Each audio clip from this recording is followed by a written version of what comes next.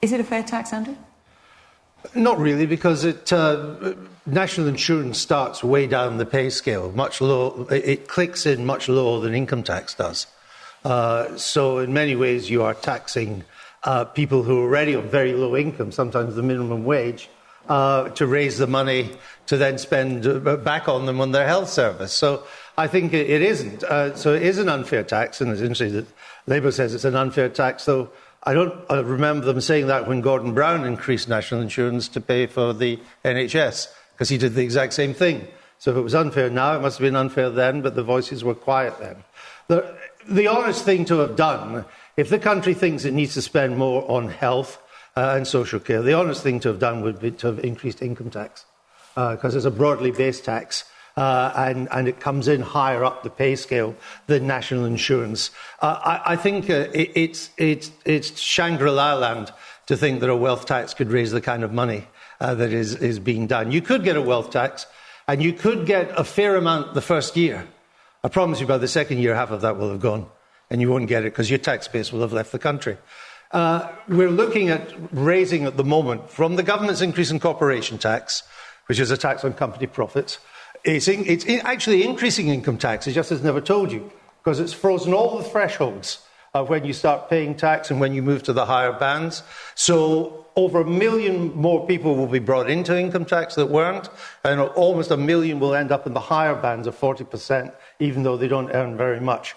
And then, of course, we've got the NIC. You all add all that together, and it's £36 billion a year by 2024. It's a lot of tax. And, you know, I've studied wealth taxes across the world. I agree with you that those who have had assets in the past 2 decades have done really well. And those on wages have not been stagnated. Brexit, I think, has caused problems in Britain, and this because over 1 million EU citizens left with COVID, and it's tougher for them now to get back in. But even without Brexit, we'd have major problems. If you think it is a problem, I don't. There is a global labour shortage developing now. It's for demographic reasons, it's for changes in population, changes in work patterns and so on. In Florida, in America, McDonald's will give you $50 just to turn up for an interview. That's how desperate they are. Germany today said it needed immediately 400,000 new workers. Last time I looked, they're still in the EU. China, the labour force is declining. China. Population of 1.34 billion, and the labour force fell by 3 million last year. There's a global labour shortage everywhere, and here is the good news. I think it's great, because with shortage and scarcity, wages are starting to rise again. And for the first 2 decades of this century, they've been a terrible time if you had to live just on a wage. Wages stagnated. In real terms, they fell.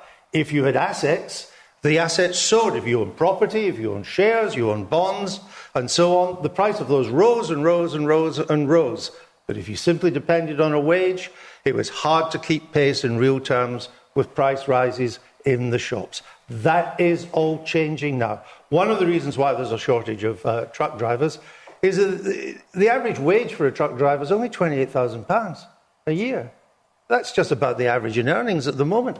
That's not a lot of money for the kind of job it is. Long hours, takes you away from home, you don't see your family and so on. We need to start paying people better, bigger wages.